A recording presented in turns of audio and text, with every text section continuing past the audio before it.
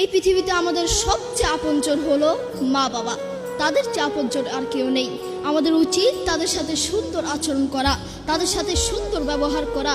আপনি যদি তাদের সাথে খারাপ আচরণ করেন, আপনি যদি তাদের সাথে বেয়াদবি করেন, আপনি যদি তাদেরকে গালি দেন, তারা যদি আপনাকে একবার বদদুয়া দেয়, আপনার পুরো জীবন নষ্ট হয়ে যাবে, পুরো লাইফ নষ্ট হয়ে যাবে।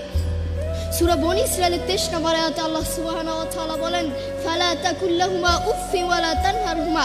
Allah said in the Quran, say not to them uff and do not repel them.